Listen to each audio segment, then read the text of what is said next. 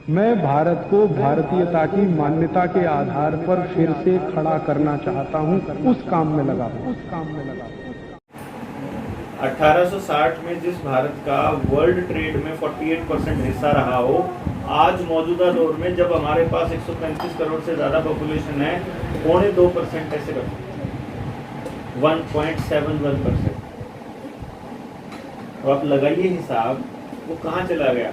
उन्होंने बहुत अच्छे से जो इंडस्ट्री थी एग्रीकल्चर के साथ जुड़ी हुई, वो उसका इकोनॉमी का करीब 60% हिस्सा, 65% हिस्सा एग्रीकल्चर से ज़्यादा था। आज एग्रीकल्चर का परसेंटेज आप देखोगे 14-15 की रिपोर्ट है 14.12%, अभी 14 से भी नीचे 10-12 की रेंज में जा चुका है। यानी अब केवल 10% एग्रीकल्चर दे रहा है देश को जीडीपी का। अब ये समझिए कि जिस टाइम की हम बात कर रहे हैं 1800 से पहले की, जिस टाइम पे अंग्रेज आए थे 1600 ईस्वी के अंदर, और वो जब उन्होंने हमारा ट्रेड खराब करना शुरू किया, उसके ऊपर कब्जा करना शुरू किया, जो मल्टीनेशनल कंपनियां हैं यही तो वो थे अंग्रेज। ईस्ट इंडिया कंपनी के नाम से था, अब ये अपने रिलायंस के नाम से है, उनके अंदर पार्टनरशिप करते हैं। हाँ, वो मतलब क्या है कि वो अब तो ये बड़ा खेल खेलते हैं। जैसे बिग बाजार को खरीद लिया इसने, रिलायंस ने, और ये तो छोटी चीज़ थी, रिलायंस ने तो एक खेल और खेला। हमारा एक जानकार है, दोस्त है, उसने एक वो बनाया, ये छोटे जो दुकान स्टोर होते हैं ना, जो किराना स्टोर, उनकी जब सप्लाई चेन खोली तो वो मेक इन इंडिया के नाम पे उनको स्टार्टअप के पैसा मिल गया, तो उन्होंने वो चेन खोल ली, अच्छे ब्रांडेड सामान लाने शुरू कर दिए। तो जो ये ग्रुप हाउसिंग सोसाइटीज़ हैं, इन्होंने दुकान उनके आसपास मार्केट में खोल लिया, होम डिलीवरी फ्री करने लग गया, डिस्काउंट पे लाने, दिल्ली से थोड़ा ठीक ले आया तो डिस्काउंट मतलब मार्केट से थोड़ा सस्ता मिलने लग गया, तो काफ़ी कस्टमर बेस बन गया।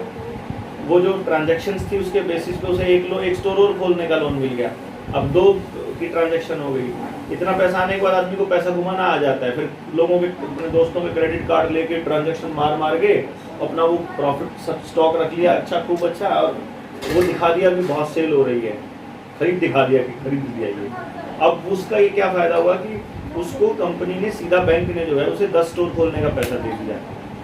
10 स्टोर खुलते ही उसने फिर वही सर्कल घुमाया, वो 50 स्टोर का पैसा ले लिया, तो उसको 50 करोड़ रुपया उसे स्टोर खोलने के मिल गए, और ये विदिन 3-4 ईयर्स उसका हो गया, मतलब लाखों से स्टार्ट करके वो करोड़पति बन गया। अब 50 करोड़ रुपए में उसने स्टोर्स खोल दी, चेन खोल दी, अच्छा खासा कस्टमर बेस हो गया उसका। कस्टमर बेस होने की वजह से रिलायंस ने आके उसको 400 करोड़ रुपए ऑफर मार दिया।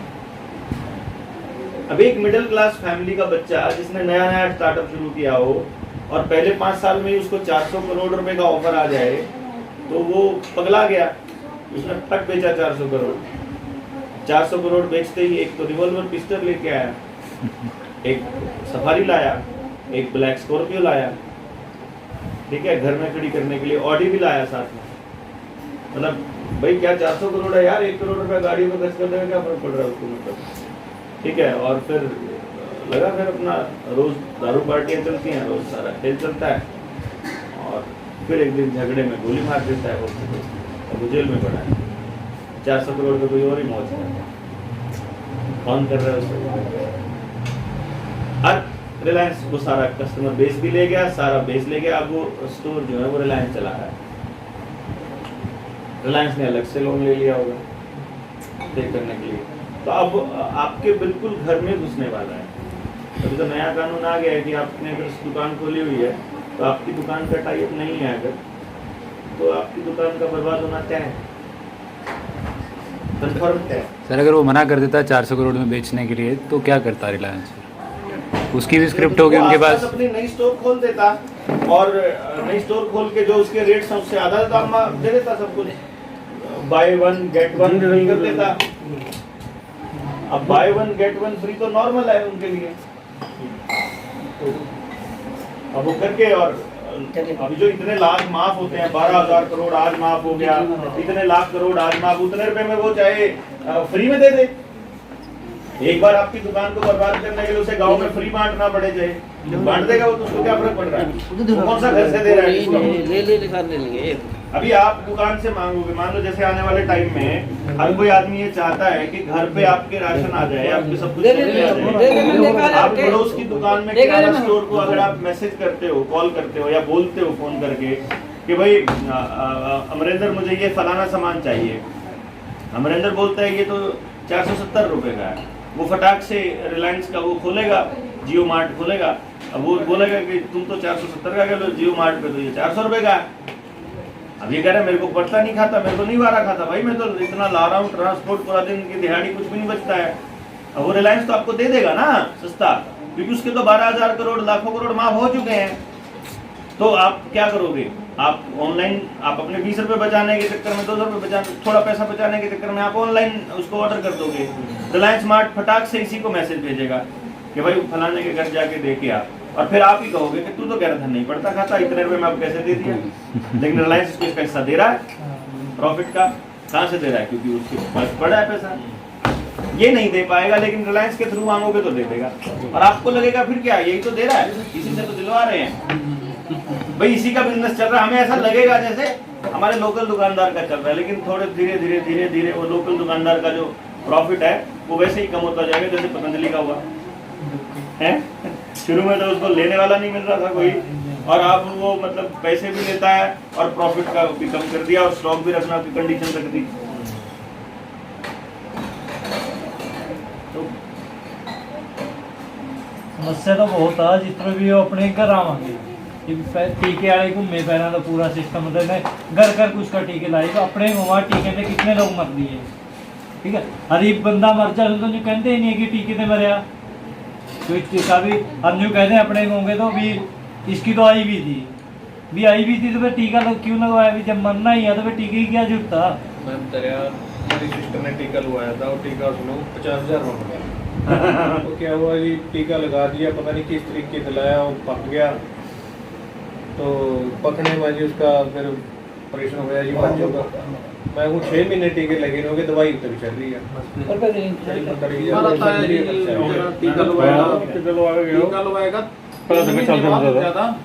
टीका लगवाएगा वहाँ डिस्पेंसरी में देखा तक आया, जल्दी हॉस्पिटल ले गए, बीपी बढ़ गया, 3 महीने बाद पैरों का चला था अपने। अभी तो जिसने लगवाया है उसको लॉन्ग टर्म में क्या इफेक्ट होने वाले हैं कुछ नहीं पता, क्योंकि जिसने बनाया उसी को नहीं पता। पहली बार बन रहे हैं mRNA बेस और DNA बेस, ये उनको बच्चों में भी लगाने लगे, बहुत जबरदस्ती, माँ बाप नहीं बोलेंगे तो लगाएंगे। तो इनका तो एजेंडा है, देखो आपको सबके शरीर में ये केमिकल पहुंचाने का। अब फर्क देखना ये है कि आप और हम कितना बोलते हैं। जिस हिसाब से हम बोलेंगे ये रास्ता निकाल लेंगे। इन्होंने स्पाइक प्रोटीन्स बना दिए हैं जो मार्केट में सब्जियों को अंदर डाल सकते हैं। ये तो आप मार्केट से सब्जी खरीद के लाओगे, उनमें आ सकता है टीका। आप ये ड्रिंक्स लेके आओगे, इनमें डाल सकते हैं। आप मैकडी बर्गर खाओगे, उसमें डाल सकते हैं। ये जो भी आप बाजार में कुछ भी खा रहे हो, ये कह रहे हैं फोर्टिफाइड करना पड़ेगा, है इनको आपको फोर्टिफाइड ही देना पड़ेगा। वो आने लग गया ना F+ लिख के, दूध लस्सी लेते तो पैकेट वाला, वो क्या है ये, थोड़े टाइम के बाद इसमें आ जाएंगे।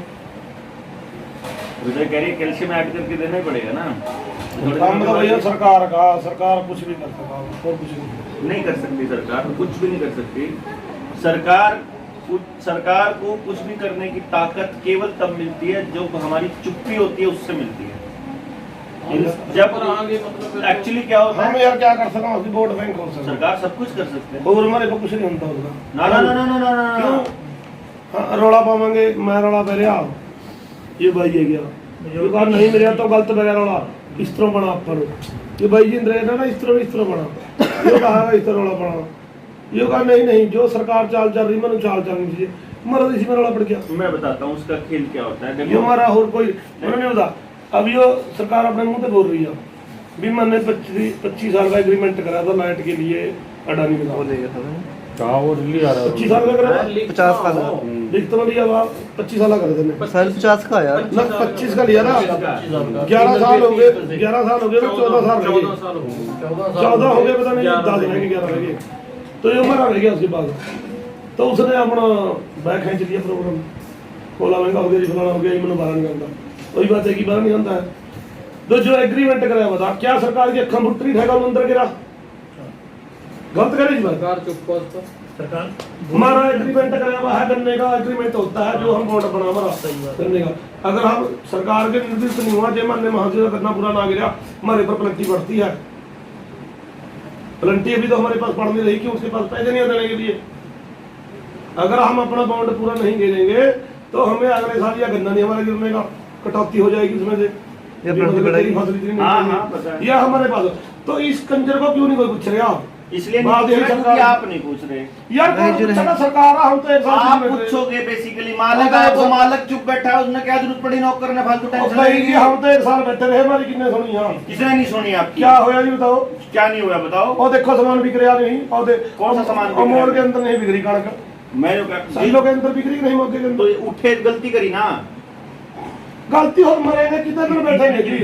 एक साल तो होगा हमें काम भी करना। एक साल में बैठे वहां भी इन भैया ने पूछ रहे हो तो मेरे साथ नहीं बंदे बैठे एक साल बैठे। मैं भी था, आप भी पहले हैं, दिन चलो, से था। आपने वो कराया हुआ था इसका मेडिकल का। क्या ना ना ना ना ना ना ना अब हमने तो, मैं तो कानून गांव जाके कानून समझाया करता। मेरा बॉर्डर 755 नंबर टिकरी पे था, मेरा टिकरी बॉर्डर पे था परमानेंट। हम गैलेक्सी के पास थे, इधरले बॉर्डर पे बैठे हम गैलेक्सी के पास थे।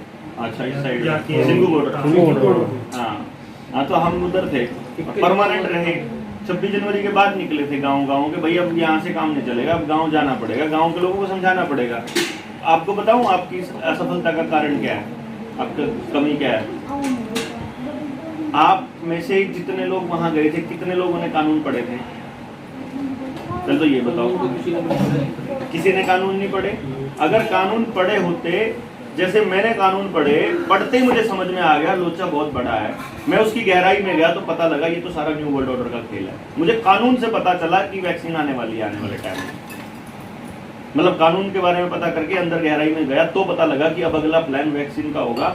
उस टाइम तक आई नहीं थी, 16 जनवरी 2021 में वैक्सीन आई है और मैंने जुलाई में अपनी पोस्ट लिखी हुई है। लॉकडाउन लगा था 22 अप्रैल को, मैंने जुलाई में पोस्ट लिखी है आने वाले टाइम में आपकी एक नई आईडी बनेगी, UHID, फिर आपको वैक्सीन लगेगी, फिर आपको जिंदगी में वैक्सीन का सर्टिफिकेट दिखाना पड़ेगा, वैक्सीन के सर्टिफिकेट के बाद छोटा कार्ड बनेगा, उसके बाद RFID आपके यहाँ लगेगी और उसके बाद गुद्दी में लगेगी। तो अभी आपका RFID आने वाला है और रुक नहीं सकता। RFID आएगी, आपके चिप लगेगी, वो जो अभी एक बार आपका सारा राशन पानी इनके हाथ में आ जाए, गांव में ये पाइपलाइन बिछ जाए पानी के नए कनेक्शन की, नया आधार कार्ड बन जाए सबका रेटिने वाला, CCTV कैमरे लग जाए, आपके यहाँ गैस की पाइपलाइन बिछ जाए, फिर वो भी आएगी और कंपलसरी होगी वो। आप करना फिर क्या करोगे? सरकार ने बोल दिया ना कि हम डिजिटल करेंसी लॉन्च कर रहे हैं, वो आएगी डिजिटल डिजिटल करेंसी का क्या मतलब? फोन अब आपका दूसरी गलती बताता हूँ, होगी आपकी दूसरी गलती बताता हूँ। जब इलेक्शन वो आंदोलन ना जीतने की, आप आंदोलन के लिए घर से निकल जाते थे ट्रैक्टर उठा के करने के लिए, अपने युवाओं को वहां किसको बताया आपने कि ये चुनाव गलत सरकार ये कर रही है? एक यूथ को नहीं बताया। यूथ वहां फुकरेबाजी करने जाते थे, वहां कोई वो आंदोलन लड़ने जाता था कोई। यहाँ पे लॉकडाउन में वेले बैठे, यहाँ लॉकडाउन के अंदर बंद पड़े थे, अपनी आजादी लेने जाते थे वहां के, वहां वेला हो गया नाचने को मिलता, रोज शाम को पैग लगाने को जय जयशंकर मिल जाए, वो वहां वही काम करते थे। तीसरी गलती उसके अंदर, अपने नेता के ऊपर आपका कोई कंट्रोल नहीं था। जिसको आपने नेता बनाया हुआ था उसके ऊपर आपका कोई कंट्रोल नहीं था। कंट्रोल हम किस पर कराने हैं? मैंने बनाया, मैं भाईजान देखिए, सरपंच बनावा, हम सरपंच में कंट्रोल नहीं, वहां तो क्या बने देंगे? मैं आपको सारे हरियाणा का एक बंदा बना दिया मैंने, देखो वो बेच का लाके हम तो नहीं बदलने के कर आपने MLA जो बनाया वो क्या क्या क्या की बनाया था आपने MLA? क्या कहते बना दो, राखी करा हमारे काम करा हमारे। कैसे करेगा? कुछ पूछा था कैसे क्या करेगा? जब आप अपने घर में मिस्त्री लगाते हो, उस मिस्त्री को क्या पूछते हो?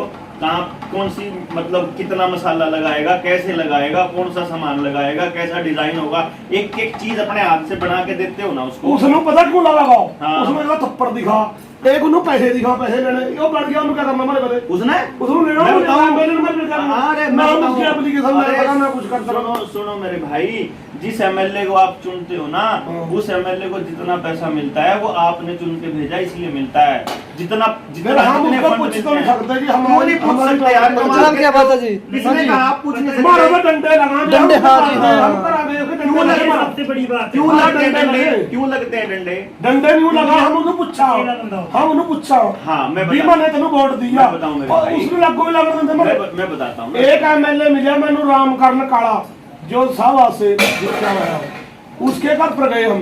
एक एमएलए, हम ना 20 एमएलए घर पर मैं खुद गया होगा जनता के साथ। तो मतलब भी यही पूछने के लिए भाई तुमने हमारे लिए क्या किया, ये चल रहा आंदोलन चल रहा, तुम्हारा क्या फायदा कर रहा, तो इस्तीफा दे, हमारा कुछ कर। तो जब इनका एमएलए करो भी कराया, तो हम उसके पास गए कुदरती रामकरण के पास, तो कर पे नहीं था। यदि कर पे नहीं था, कोठी में देखा मन ने, किसी पुलिस ने नहीं हम रुके हैं। तो हम उसके बाहर में जाए खड़ के, बाहर में जाए खड़ के हम वहीं से बैठ के उसकी कर वाली आई।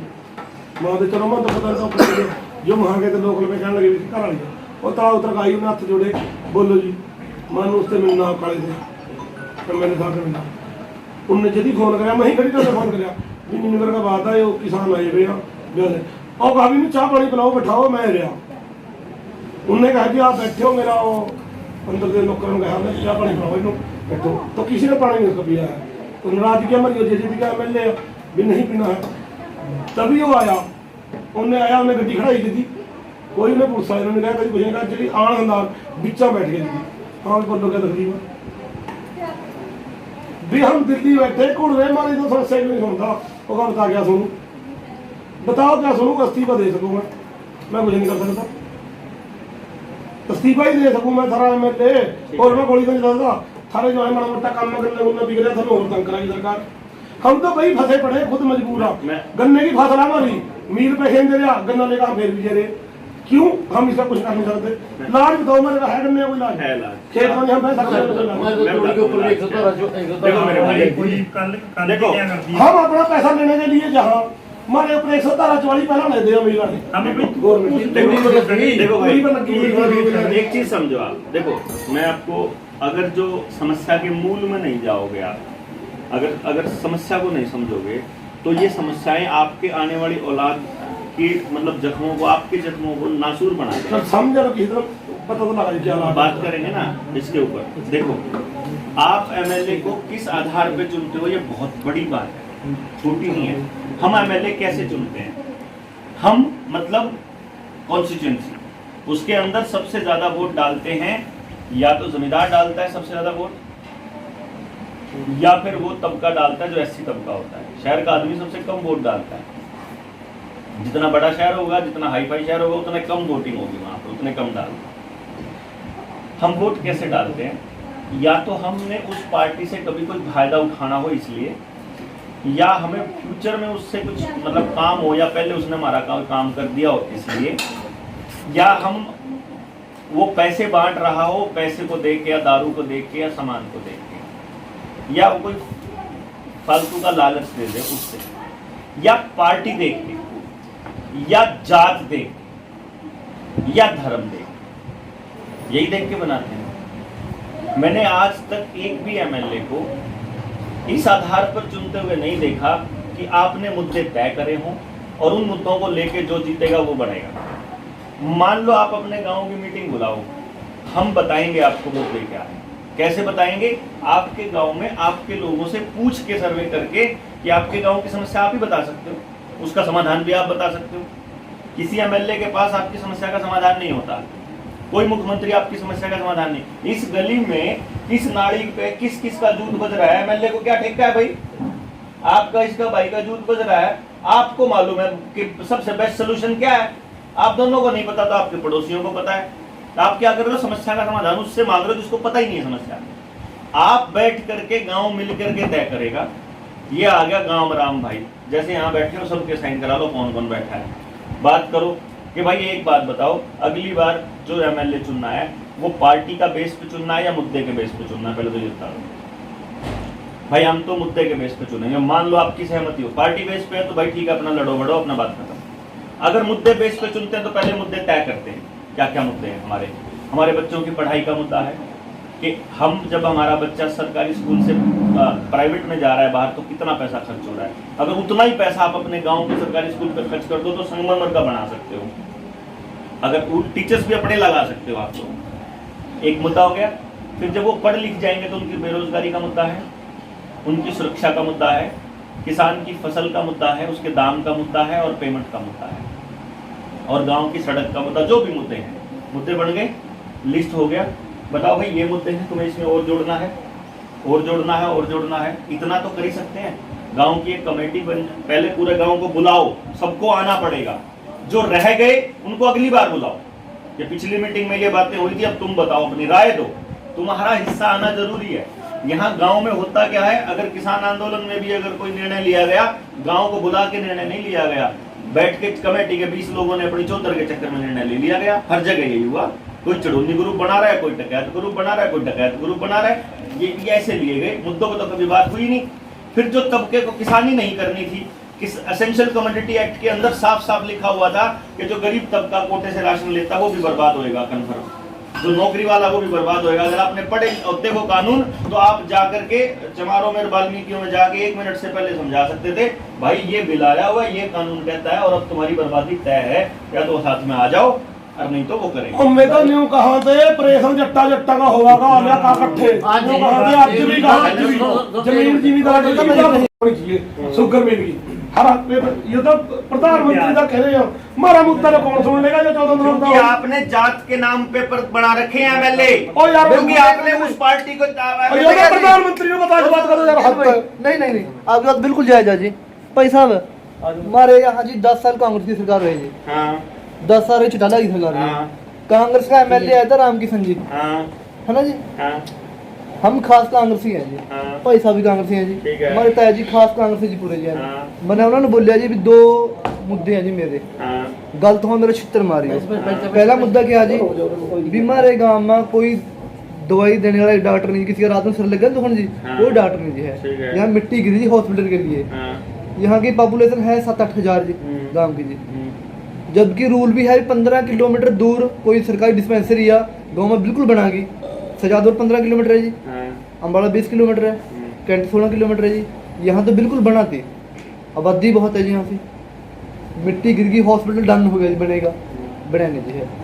एमएलए साहब आए जी, मैं बोले मैं 2 मुद्दे बोलूँगा, क्या बोलूँगा जी, पहले तो यही भी हॉस्पिटल सरकारी छोटा बन जाओ, ठीक है, बिल्कुल छोटा बन जाओ जी। दूसरा मुद्दा, नारायणगढ़ कॉन्स्टिट्यूएंसी में कोई भी गांव दिखा दो एक मनु एमएलए को मंगा जी भी जहाँ गांव की फिरनी पक्की ना हो। मेरा गांव है जटवाड़ जी, यहाँ फिरनी कोई है जी, यहाँ कोई सरकारी डिस्पेंसरी नहीं है जी। ताया जी ने मेरे कहा जी, भाई साहब ने कहा जी भी नहीं तो ना बोल रहा है भी मैं आप कह देंगे हम तो कहा चलो जी ने, जेकर मैं सबके सामने खड़ा होकर कहता जिन्हों वोटा पाई जी मैंने एमएलए मारा जी, 10 साल सरकार रही जी उसकी, पे गलती मारी है जी। सबसे पहली बात, आपकी सबसे बड़ी गलती ये है कि आप कट्टर कांग्रेसी हो, आप पक्के कांग्रेसी, और उनको पता है कि ये पक्के कांग्रेसी है। आपने कांग्रेस पार्टी को वोट दिया, ना कि एमएलए को। अगर आप पक्के कांग्रेसी ना हो करके आप अपने गांव के हो जाओगे, देखो लड़ाई मेरी लड़ाई विचार की लड़ाई है, मेरे को इस बात से कोई फर्क नहीं पड़ता कि कौन क्या कर रहा है क्या नहीं कर रहा। मैं सिर्फ एक चीज देखता हूँ, कौन गलत कौन सही मैं नहीं देखता, मैं देखता हूँ क्या गलत और क्या सही। हाँ जी हाँ। मैं आम आदमी पार्टी का बहुत जबरदस्त प्रशंसक रहा, अरविंद केजरीवाल मेरा फेवरेट नेता हुआ। कभी किसी पार्टी को अगर मैंने सपोर्ट किया तो आम आदमी पार्टी के नाम पे लिखा, लेकिन जिस दिन अरविंद केजरीवाल ने 2000 का चालान किया फाइनल, जिस दिन उसने स्कूल में बच्चों के मुंह के ऊपर वो लगवाए मास्क, और जिस दिन उसने वैक्सीनेशन के लिए घर घर भेजने शुरू किए लोग, मैंने सबसे पहले उसको राक्षस कहा। और मेरी इतनी बैठ है अंदर तक मतलब बिल्कुल ड्राइंग रूम तक मेरी उसको पहुंच है, लेकिन मैंने बोला और उसने मेरे पास मैसेज किया कि तुम ये क्या कर रहे हो, तुम्हारी राजनीति। आपने पहले 5 बातें बोल रही थी भी वोट हम क्यों पा रहे हैं। और दूसरी बात नहीं, मैं दूसरी और बात कर रहा हूँ, ये जो आपने बोला था ना कि जो गरीब तबका था वो ये बोल रहा था अब की बार जाटों का इलाज होएगा, आप भी बोल रहे हो। ये जो लैंग्वेज है ना भाई साहब, ये उनकी लैंग्वेज नहीं है, ये लैंग्वेज उनको उनके नेता ने बताई है और उनके नेता को उनके नेता ने बताई है। नेता तक कहा है कुछ नहीं है, पता क्या जी भाई साहब पीछे भाई मैं ना भाई को ये नहीं पता है, इसमें मैं आज की बात है, देखो इलाज हमारा सबका होगा, ऐसी कोई बात नहीं। अगर मान लो मेरे को कोई नुकसान यो नेता आयो मारी गल फिर रहा इन्ने किन्नु क्यों नहीं बताया किसी ने, किसने? ये तो अपना मानता पता क्या है, नहीं भाई नहीं जी नहीं इंसानियत है। आज भाई मैं बहुत बड़ी गलती मारी, पता क्या जी मैं ग्राम चलो 99 क्या है जी, भाई साहब टिल्लू तन्नू भी कहा है भाई, 1-2 नाम भी कहा है जी। जब कोई वोटा मांग रहा पार्टी शुरू करा जी, मैंने कांग्रेस का चाहे कोई भी जी, और गांव में 20 वोट लगा देगा जी। मैंने गांव में कोई वोट नहीं लगाया जी, उसकी भी सारा लिखो, मैं बोले भी सब कुछ लिखो कानून में क्या क्या है यार, अपन वोट लेते हर एक बस स्टैंड में जी, हर एक जनता को पता लगना चाहिए कानून में है क्या है। समस्या ये होना बंदा फोन चल रहा सारा सब नहीं यार कनेडा का पता लग गया, हर सारे देश का पता लग गया, एक ही नहीं जाती। जब अपन वोट लेते हैं ना एक बात मैं आपको एक चीज बताता हूँ, देखिए अगर मान लीजिए आपको अगर ये नहीं समझ में आएगा ना कि सरकारें आपके साथ कैसे खेलती हैं और ये भी नहीं समझ में आएगा ना आपको कि कांग्रेस और बीजेपी और आम आदमी पार्टी अलग नहीं है, ये एक ही है, ये एक ही है, इनका बाप एक ही है, एक ही बाप की औलाद है। जिसने WTO ने, जिस यूनाइटेड नेशंस ने जिन ग्लोबल एलिट्स बनाए थे वही इस बीमारी को लेके आए, वही आपके बच्चों की बर्बादी के जिम्मेदार है।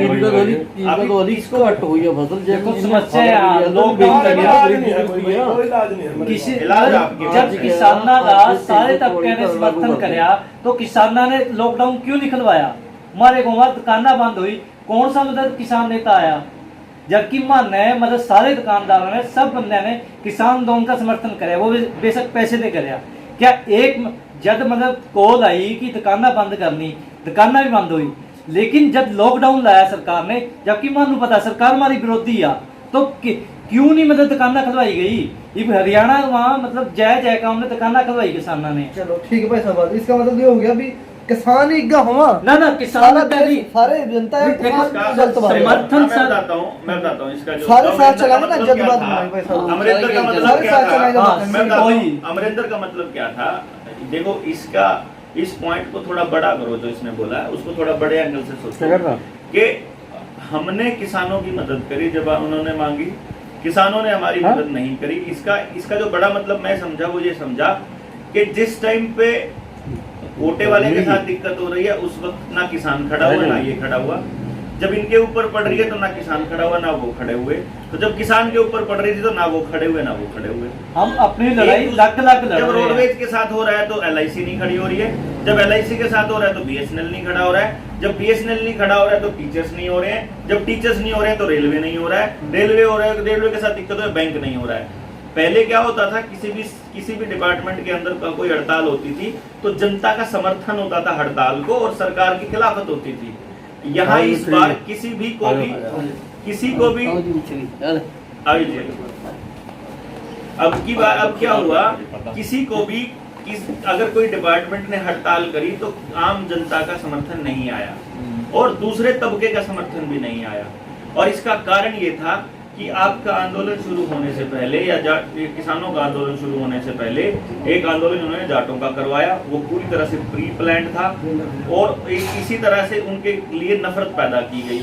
वो नफरत को इन्होंने इस्तेमाल किया, उसको इस्तेमाल किया जातिवाद बनाने के लिए और उस जातिवाद का इलाज करने के लिए अब जो जमींदार इस आंदोलन को सिखों का और जाटों का आंदोलन प्रूफ साबित करने की इन्होंने कोशिश करी और अपने नेताओं के जरिए, कौन से नेता, जो जात के ठेकेदार नेता होते हैं उनके जरिए जाके कह के आए कि भाई अब की बार इलाज मान देंगे, तुमने इनका साथ नहीं देना है, बिल्कुल क्लियर कट। और जाटों ने भी बहुत ज्यादा, मैं अपने आप जानता हूं, जाटों ने जट कह के बड़ी छाती ठोकी है आंदोलन के अंदर, किसान कह के छाती नहीं ठोकी, जट कह के छाती ठोकी है।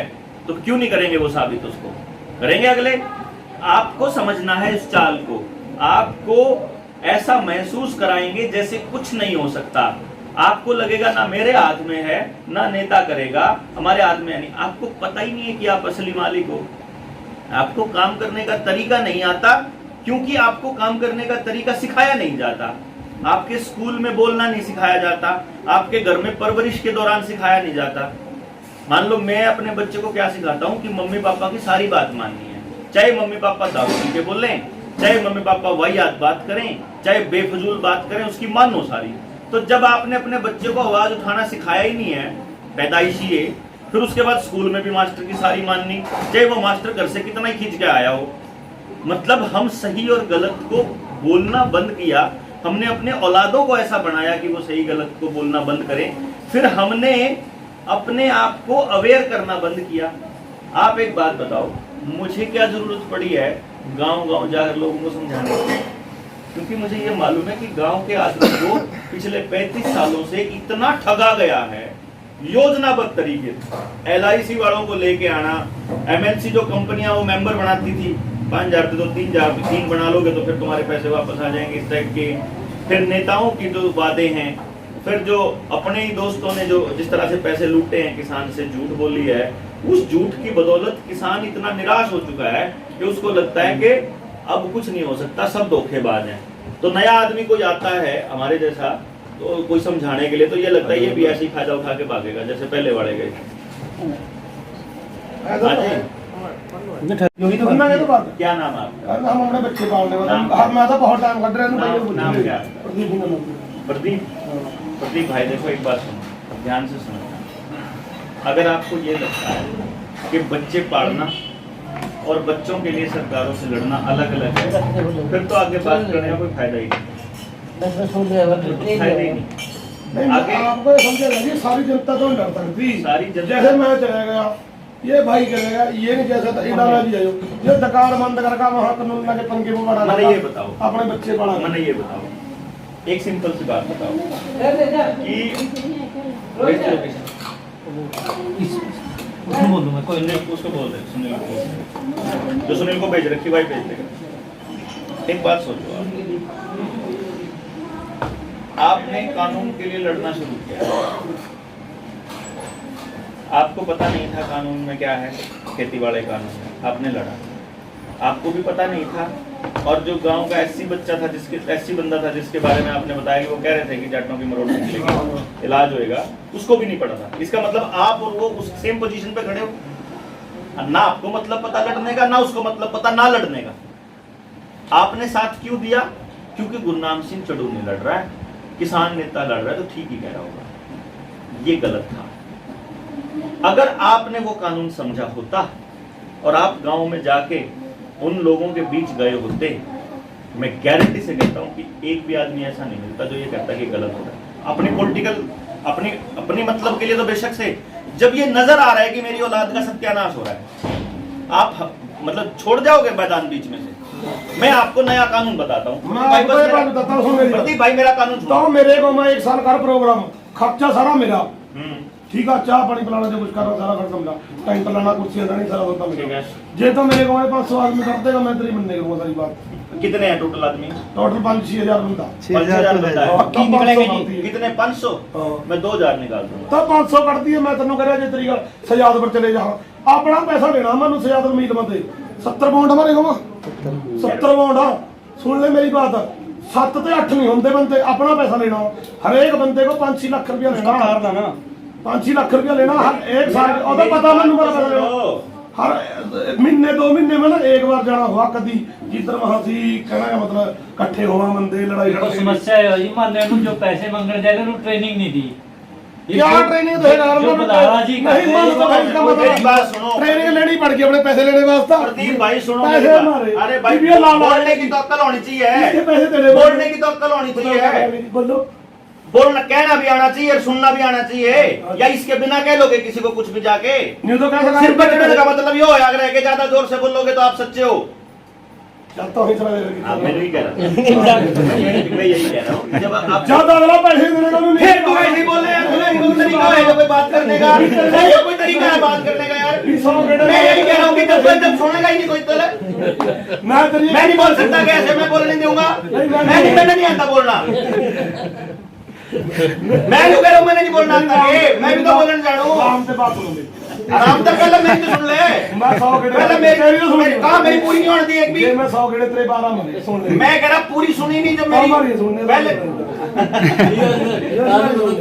ये लाले को कहा था सौदा बेचा, कहने सौदा बेचा, कहने ट्रेनिंग लेनी, पैसे लेने की भी ट्रेनिंग लेनी पड़ती वही है। तो वो कहने की कोशिश कर रहे हैं। जब आप पूरी बात का मतलब नहीं समझोगे प्रदीप भाई, जब तक आप पूरी बात का मतलब नहीं समझोगे तब तक आपको कुछ पल्ले नहीं पड़ने वाला। उसने ट्रेनिंग किस चीज की कही है पता है? ये सिर्फ पैसे लेने का एक मुद्दा है आपका, लेकिन गांव के तो 50 मुद्दे हैं ना। मैं कह रहा हूं गांव के 50 मुद्दे, आपका सिर्फ पैसे लेने का एक मुद्दा है। अगर आपको उन मुद्दों को इकट्ठा करना, उन मुद्दों को एक दूसरे के साथ जोड़ना आ जाए, तो आपको आवाज उठाने का तरीका पता चल जाएगा। जैसे मैं आपको 2-3 बात बताता हूं और फिर मुझे बताना, अगर मैं ये बात उन लोगों तक कहूंगा तो वो आपके साथ आकर खड़े होंगे कि नहीं होंगे। एक कानून आया है नया, उसका नाम है नेशनल हेल्थ बिल। 1897 का एपिडेमिक एक्ट को रिप्लेस करने के लिए वो कानून आया है। उस कानून में ये लिखा हुआ है कि अगली बार अगर कोई महामारी आ जाएगी, उस महामारी में वायरस आएगा, अगर सरकार को ये लगता है कि किसी आदमी को वायरस फैलाने का खतरा है, तो वो उस आदमी को जबरदस्ती उसकी मर्जी के बिना, बिना कोर्ट के वारंट के, बिना प्रियर नोटिस के जबरदस्ती घर से उठा के क्वारंटाइन कर सकती है, उसका टेस्ट कर सकती है, उसको लेबोरेटरी टेस्ट कर सकती है और जबरदस्ती टीका लगा सकती है, जो वो चाहे। ये एक प्रोविजन है उसके अंदर। दूसरा प्रोविजन है, अगर उसको ये लगे कि आपके घर में रखी हुई कोई वस्तु या कोई आदमी या कोई जानवर, आपका कुत्ता, बिल्ली, गाय, भैंस, आपके कपड़े, आपका अनाज, अगर वो वायरस फैला सकता है तो वो उसको आपके घर से जबरदस्ती निकाल के आग लगा सकती है। ये लिखा हुआ है उस कानून के अंदर। आपकी वीडियो एकदम थोड़ी नहीं बनी। ठीक है। तीसरी बात उसके अंदर लिखी हुई है, मान लो इन 2 कानूनों में से मैं 2 बातें बताता हूं आपके। अच्छा, इसमें एक खड़ी फसल, अगर सरकार को यह महसूस होता है कि आपकी फसल में वायरस हो सकता है तो वो खड़ी फसल में आग लगा सकती है, ये कानून कहता है। किसी के घर में घुस के अनाज को खत्म करना, ये तो मेरा भी खत्म होएगा, जाट का भी खत्म होएगा, ब्राह्मण का भी होएगा, बनिए का भी होएगा, चमार का भी होएगा, वाल्मीकि का भी होएगा, किसी का नहीं बचता। अगर ये बात वाल्मीकियों में जाके समझाओगे तो उनको आएगी नहीं क्या समझ। दूसरी बात, अगली कहानी ये कहता है, मान लो इसी कानून में जिसमें वो ये कहते हैं कि आपको जबरदस्ती घर से उठा के आइसोलेट किया जा सकता है, हमारी बहू बेटियों को भी तो किया जा सकता है। जैसे पहले राजा महाराजा पसंद आ जाती थी, वो उठा के ले जाते थे, ले गए तो उनके साथ 12-15 दिन क्वारंटाइन किया, बाद में हमारे को 14वें दिन डेड बॉडी दे दी इसके सबूत मिटाने के लिए। डेड बॉडी भी नहीं दी, क्या जरूरत है डेड बॉडी देने की, कह देंगे कोरोना हो गया। डेड बॉडी ना देने का तो पहले प्रैक्टिस कर चुके हैं वो। ये दूसरा उसके अंदर लिखा हुआ है। तीसरी चीज उसके अंदर ये लिखी हुई है, मतलब कि आपकी इजाजत की जरूरत नहीं है सब करने के लिए। अब मुझे ये बताओ कि अगर इस कानून की डिटेल में जाऊंगा और इसके बारे में मैं बताऊंगा, आप अगर 10 लोगों को बताओगे तो मुझे सिर्फ इतना बताओ कि 10 लोगों में से कितने लोग इस कानून के खिलाफ खड़े होने को तैयार होंगे। एक हो जाएगा। गांव में कितने आदमी हैं? 5000, 500 तो हो गए। 10 में से 1 का मतलब 10% हो गया यार। 10 में देंगे, ऐसे भी है, 20 में एक भी नहीं आया। ऐसे भी तो 10 में से 10 के 10 आएंगे। नहीं आते, बिल्कुल नहीं आते। अच्छा, एक बात बता दो, सुनो। 3, 3, 6, 3, 9, 12। अभी के अभी 12 लोग बैठे हैं। मैं ये कहता हूँ कि कानून लेके आ रही है सरकार, इसके लिए खड़ा होना है। कौन कौन लोग खड़ा होने को तैयार है? मैं तो कौन कौन है? कौन कौन है? हाथ खड़ा करो। खड़े तो हम भी हो जाएंगे। नहीं यार, एक बार पहले बात सुनो। आप नहीं है खड़ा? नहीं, खड़े तो हो जाएंगे।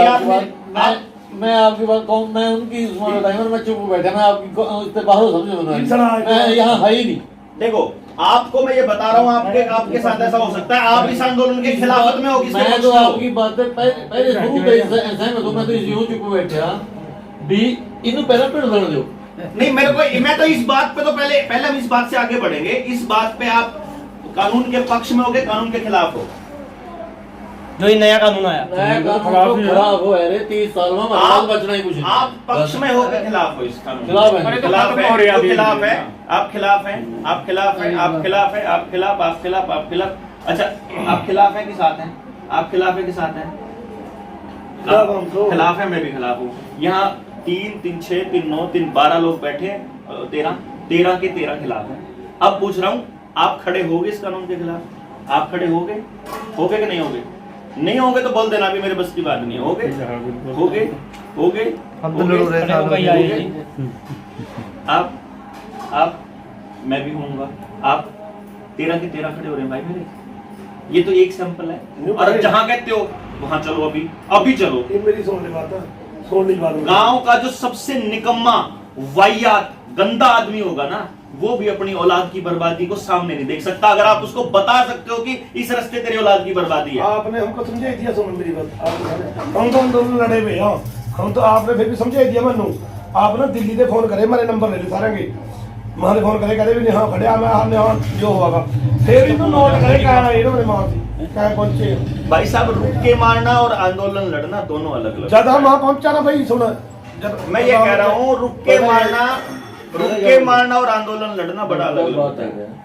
आज ही मेरी एक बात सुनते हैं, हम कमिश्नर मैं को उस कम उनका जाते कहना हैं आंदोलन में 1 लाख बहुत बंदे में थे 1000 नहीं देता मैं उस वहाँ आंदोलन में बहुत समझाया भी जो ने एसेंशियल कम्युनिटी एक्ट ऐसे नहीं होते करे भी ये थारे भी खिलाफ जाएंगे, एक हमारे भी खिलाफ है, नंबर सबका लगेगा आवा का बारी बारी FDI है जो से बॉल मॉल्ट आए हैं उनमें इनका भी नंबर लगना, हमारा इसके अंदर लगना, नंबर सबका लगेगा। चौक में सारे नंगे होगा कूटांगे, हम यूं नहीं है कि सब कूटांगे तो हम सारे के सारे हम तमाशा भी एक दूसरे का देखेंगे।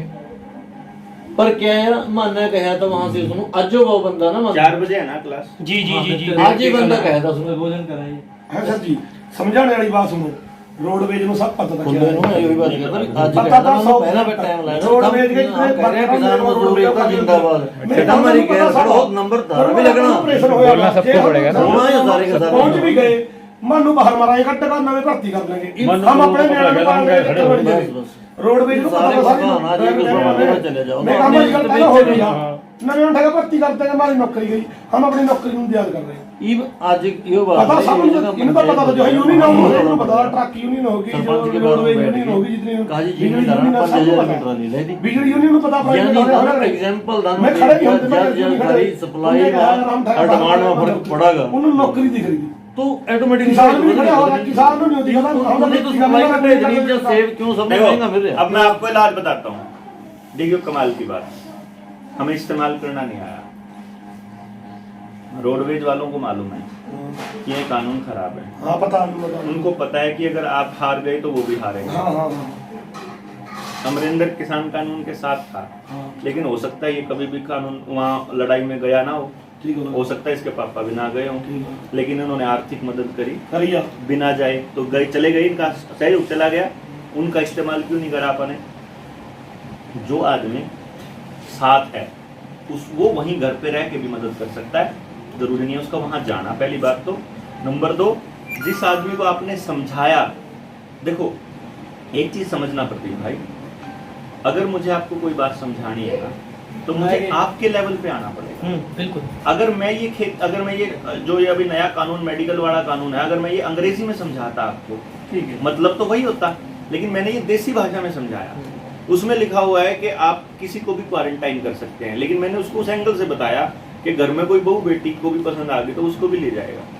हमारे यहाँ इज्जत के लिए जान देने वाले लोग बचे हुए हैं और वो हर जात में बचे हुए हैं, लेकिन वो सच भी है। मैं कोई अपने घर से बना के कागज में लिखा है कानून के अंदर, समझाने वाले के लेवल पे जाके समझाना पड़ता है भाई। और दुनिया जो चलती है ना, अगर आंदोलन करते हैं आंदोलित मन, खुश मन, जो उम्मीद देखते हैं कि आज खड़े होंगे तो कल को औलादों के लिए लड़ेंगे।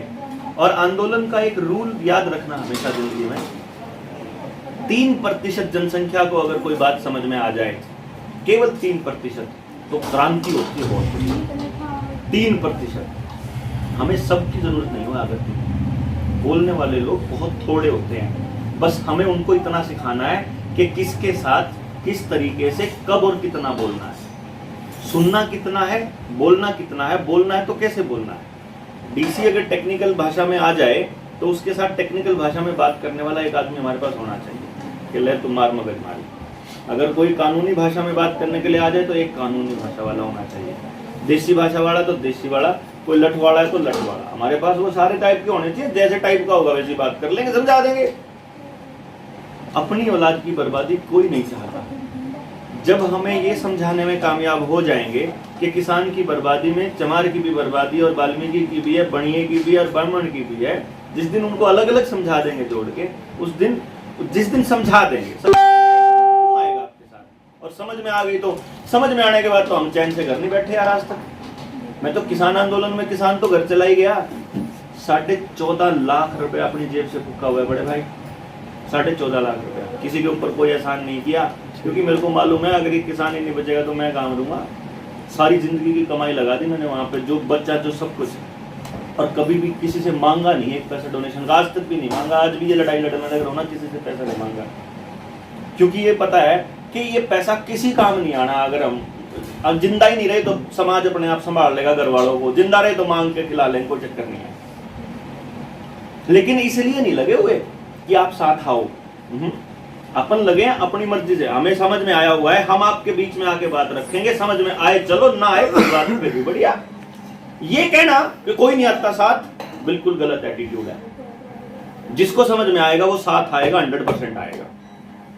जरूरी नहीं है आज आ जाए कल आ जाए, आज नहीं आ सकता बेचारा, आज उसको नौकरी पे जाना, आज कहीं और जाना है, वो बात अलग है। आज उसको ये समझ में नहीं आ रहा कि नौकरी जरूरी नहीं है, पहले इज्जत और समाज, पहले जिंदगी जरूरी है। जिस दिन वो समझ में आ रहा है नौकरी को भी ठोकर मार देगा।